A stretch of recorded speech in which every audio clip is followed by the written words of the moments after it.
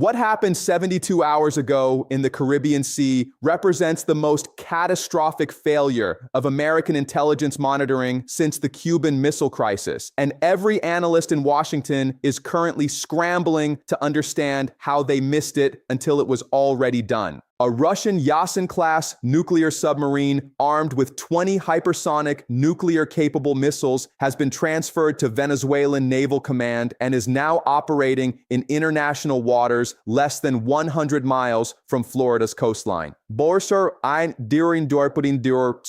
is not speculation. This is not fear-mongering. Intelligence assessments that reached the Pentagon on Monday confirm what Western defense establishments had dismissed as impossible. Russia has executed the single most consequential weapons transfer in the Western Hemisphere in 60 years, and the strategic equation governing American hemispheric dominance has fundamentally changed in ways that have no comfortable answer and no established precedent. The mainstream media will not tell you this story accurately because the implications are too disturbing for the narratives they have constructed. What you are about to hear is the structural analysis of how this transfer occurred, why it changes everything about American power projection, and what the predictive history framework reveals about where this leads. 3 questions will drive everything that follows. How did Russia execute this transfer without triggering American interdiction? What does Venezuela do with 20 nuclear warheads positioned within striking range of Washington, D.C.?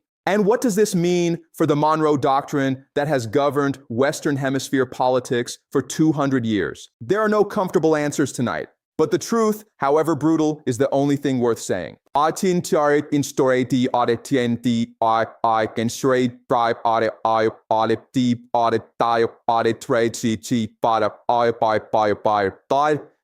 1, the technical reality.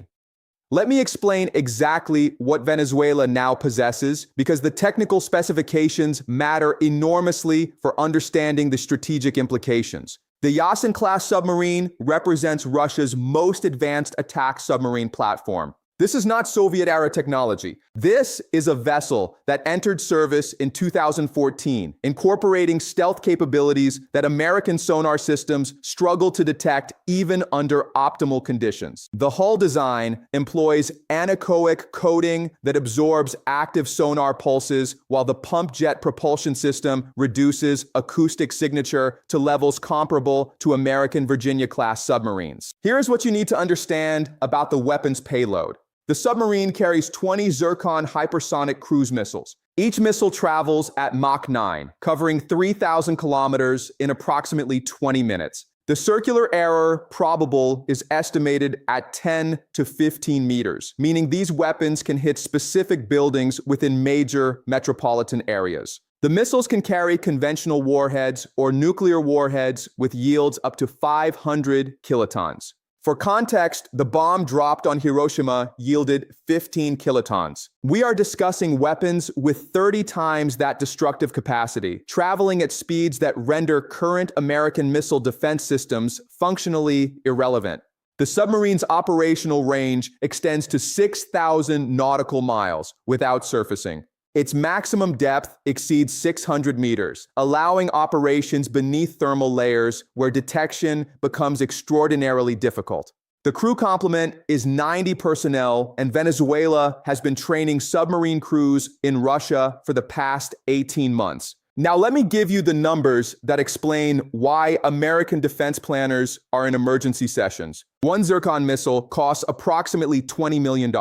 One American Standard Missile-3 interceptor, which has never been tested against hypersonic targets traveling above Mach 7, costs $15 million and has a success rate of approximately 50% against subsonic cruise missiles under ideal conditions. The cost-exchange ratio is devastating, but it gets worse. The submarine can launch all 20 missiles within 6 minutes. American early warning systems would detect the launches within 90 seconds. Flight time to Washington, D.C. from current Venezuelan patrol areas is estimated at 17 to 19 minutes. That leaves 15 minutes for detection, tracking, command authorization, and interception of weapons traveling 9 times the speed of sound. There is no existing defense architecture capable of reliably stopping this threat. None. Section 2, how did this happen?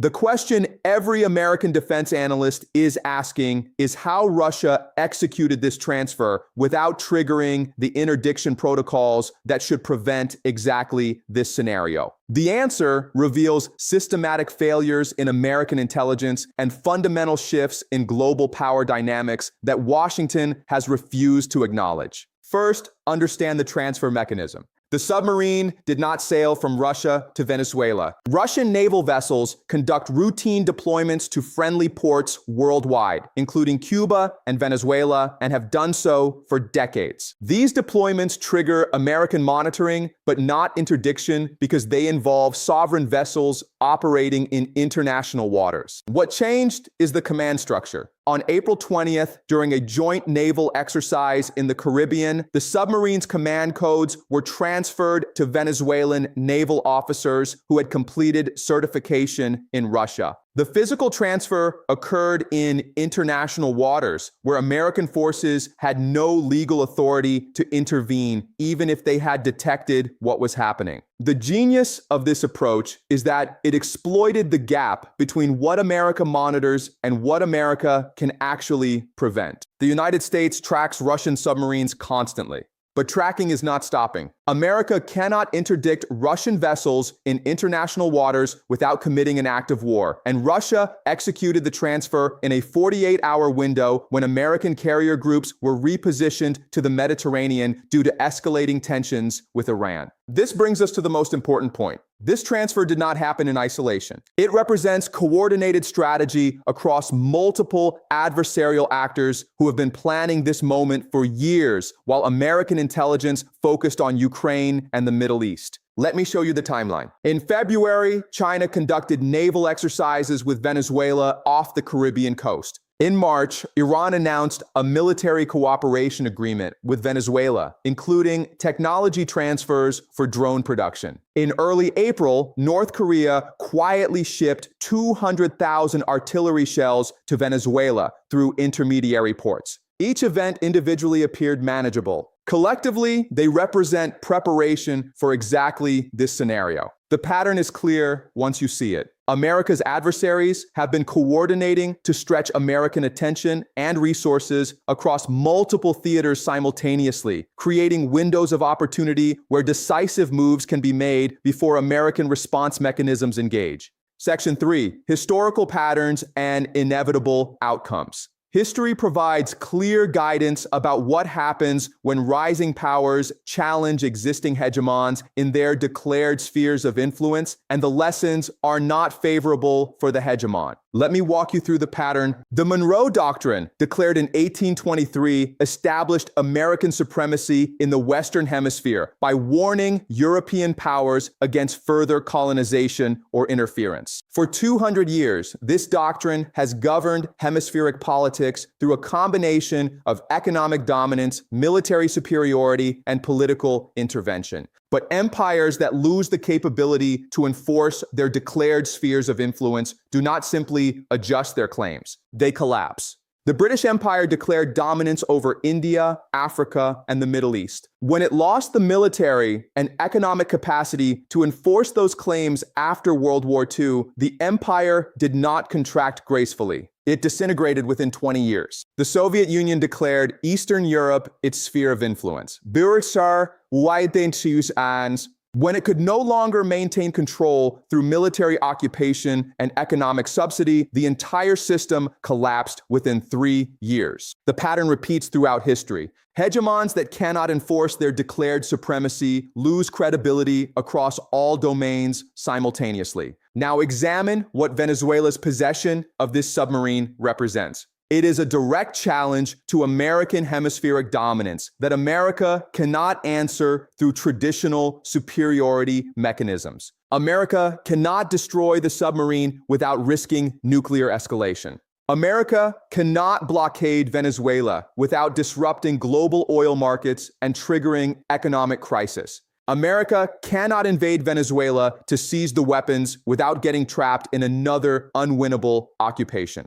Every option available to American decision makers either accepts the new reality or escalates toward catastrophic conflict. This is the definition of strategic checkmate. Let me give you another historical parallel. In 1962, the Soviet Union placed nuclear missiles in Cuba 90 miles from Florida. America responded with naval blockade and ultimatum demanding removal. The crisis ended when both sides negotiated mutual withdrawal of threatening weapon systems. But here is the critical difference. In 1962, America possessed overwhelming conventional and nuclear superiority that made its threats credible. In 2026, America is bogged down in proxy war with Russia in Ukraine, potential conflict with Iran in the Middle East, and growing confrontation with China over Taiwan. America does not have the economic capacity, military resources, or political will to simultaneously confront a nuclear-armed Venezuela backed by Russia, China, Iran, and North Korea. The correlation of forces has fundamentally shifted, and this submarine transfer is merely the visible manifestation of changes that have been developing for years.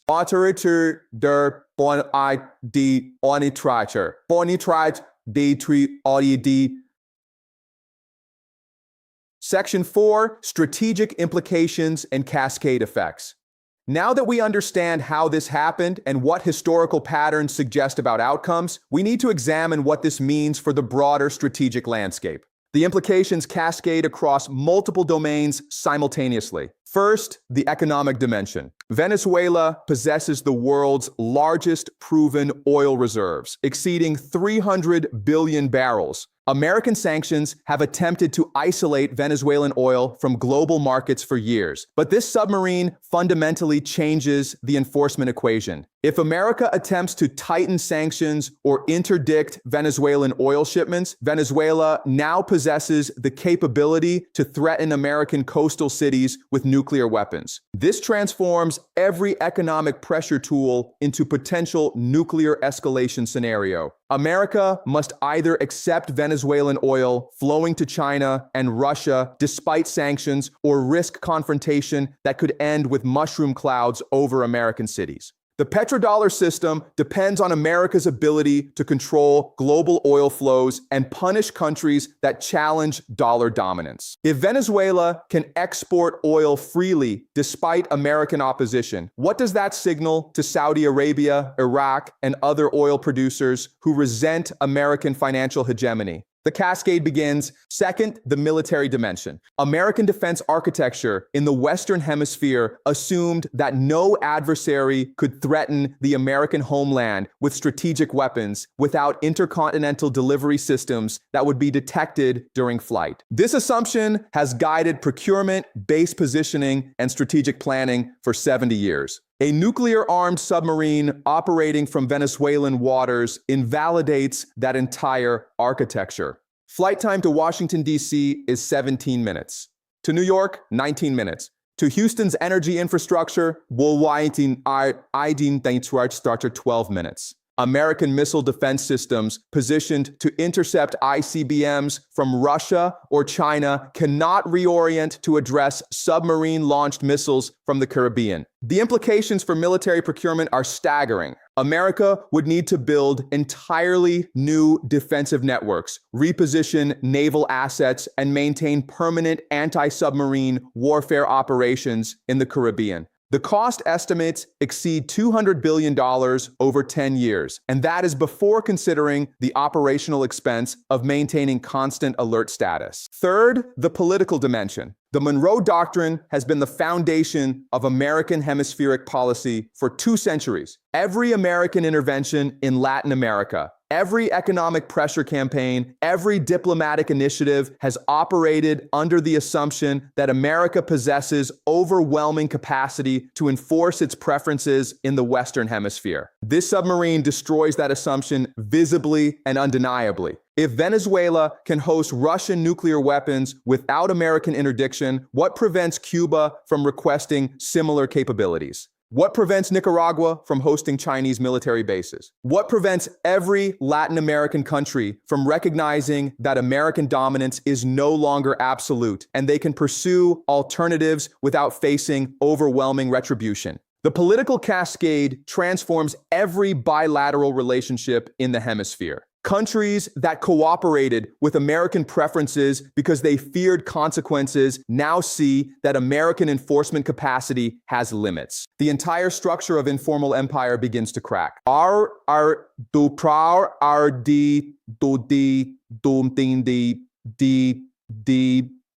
Section 5, Scenario Analysis and Predictions. Let me walk you through the scenarios that American strategists are currently modeling, because the predictive history framework reveals which pathways are most probable based on structural incentives rather than stated intentions. Scenario 1, America accepts the new reality. In this scenario, American leadership recognizes that the cost of confronting Venezuela exceeds the benefit of maintaining absolute hemispheric dominance. America implicitly accepts Venezuelan possession of the submarine in exchange for Venezuelan commitments not to transfer the technology further and to maintain the weapons in purely defensive posture. This scenario requires America to abandon the Monroe Doctrine in practice, if not in name. It represents managed decline, where American leadership consciously chooses to contract spheres of influence rather than risk catastrophic conflict to maintain them. The probability of this scenario is approximately 30%. It requires rational assessment of American capabilities versus commitments, and American political culture currently resists acknowledging limitation. But economic pressures and military overextension may force this choice regardless of preference. Scenario 2, blockade and escalation. In this scenario, America attempts to enforce removal of the submarine through naval blockade of Venezuelan ports and interdiction of vessels providing support. This scenario rapidly escalates as Russia declares it will defend its sovereign vessels with military force if necessary. The blockade scenario contains multiple tripwires for catastrophic escalation. If America sinks a Russian resupply vessel, does Russia respond against American naval assets? If Venezuelan forces fire on American blockade ships, does America strike Venezuelan territory? Each escalation step increases probability of nuclear exchange. The probability of this scenario is approximately 20%. It requires American leadership to choose confrontation over accommodation. But the escalation risks are severe enough that rational actors should pull back before reaching nuclear threshold. Scenario 3, covert action and regime change. In this scenario, America attempts to resolve the submarine problem by removing the Venezuelan government through covert support for opposition forces or military coup. This represents the traditional American approach to hemispheric challenges. The difficulty is that Russia, China, and Iran are now deeply invested in Venezuelan government survival and possess the intelligence capabilities to detect and counter American covert operations. Previous American regime change efforts succeeded when adversaries lacked capacity to effectively support target governments. That advantage no longer exists. This scenario has approximately 15% probability of success, with high probability of exposure that would further damage American credibility while failing to achieve the objective. Scenario 4, the most likely outcome. Based on structural analysis of incentives, capabilities, and historical patterns, the most probable scenario is gradual American accommodation, combined with intensified efforts to rebuild hemispheric relationships through economic rather than military means. America cannot afford direct confrontation while managing commitments in Ukraine, Middle East, and potential Taiwan crisis.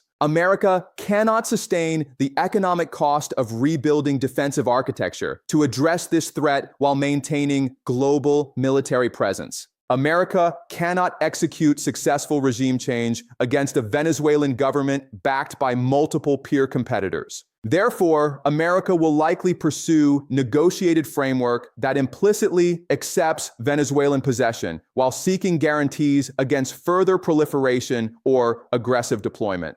This negotiation will occur from position of weakness rather than strength, establishing precedent that encourages similar challenges in other regions. The probability of this scenario exceeds 50%, and it represents the beginning of American hemispheric retreat that historians will identify as the moment when the Monroe Doctrine died not through dramatic defeat, but through quiet obsolescence. Section 6. What this means for the global order. The Venezuelan submarine is not an isolated event. It is a symptom of broader transformation in global power distribution that American leadership has refused to acknowledge until confronted with undeniable demonstrations. For 30 years following the Soviet collapse, America operated as unipolar hegemon, capable of projecting overwhelming force into any region while maintaining absolute dominance in the Western Hemisphere.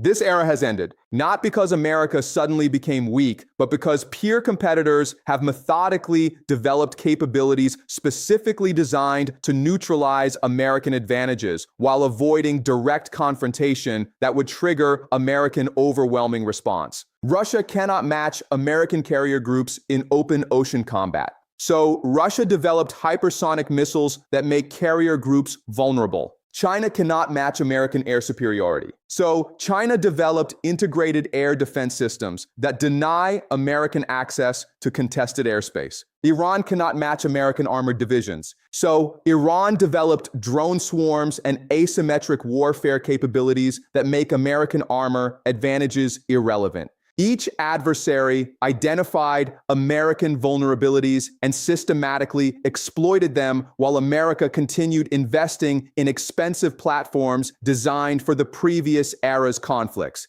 The submarine transfer is simply the latest demonstration that the strategic landscape has shifted while American planning remained anchored in outdated assumptions. The global order is fragmenting into competing spheres of influence, and America lacks the economic capacity and military resources to prevent this fragmentation. The question is not whether American global dominance will end, but whether the transition occurs through managed adjustment or catastrophic confrontation. History suggests that declining hegemons rarely manage transitions gracefully. The British Empire fought 2 world wars trying to maintain its position before finally accepting subordination to American power. The Soviet Union collapsed rather than reform. Ottoman Empire was carved apart by rivals. The pattern is that empires cling to outdated power structures until external pressures force catastrophic adjustment.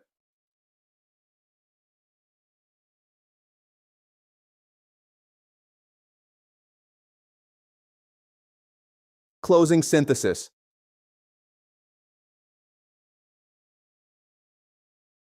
Let me synthesize what we have examined tonight, because the implications are profound and the mainstream analysis is deliberately avoiding the core truth. Venezuela now possesses a Russian nuclear submarine armed with 20 hypersonic missiles capable of striking American cities with 17 minutes warning. This transfer occurred because America's adversaries coordinated to exploit windows of opportunity created by American overextension across multiple theaters. Historical patterns demonstrate that hegemons who cannot enforce their declared spheres of influence enter terminal decline. The strategic implications cascade across economic, military, and political domains simultaneously. The most probable outcome is American accommodation from position of weakness, establishing precedent for further challenges to American dominance. This is not prophecy. This is structural analysis based on capabilities, incentives, and historical patterns. I might be wrong, and if I am wrong, we will examine why the structural analysis failed to account for variables that change the outcome.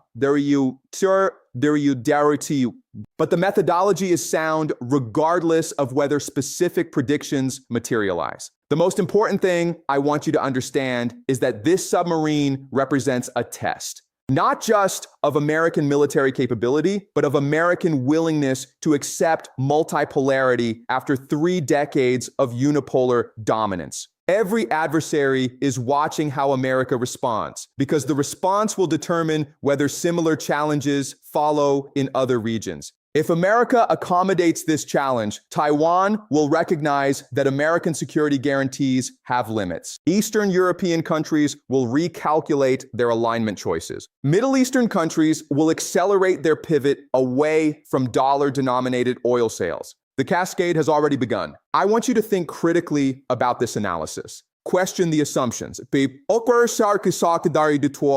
Examine the evidence. Test the predictions against developments as they unfold. The worst thing you can do is accept any analysis, including this one, without independent verification and critical thinking. We will continue watching these developments closely as the situation evolves. The next 30 days will reveal whether American leadership chooses confrontation or accommodation, and that choice will shape the global order for the next generation. History is being made right now, and understanding the structural forces at work is the only way to comprehend where this leads. The comfortable illusions are over. The hard truths begin now.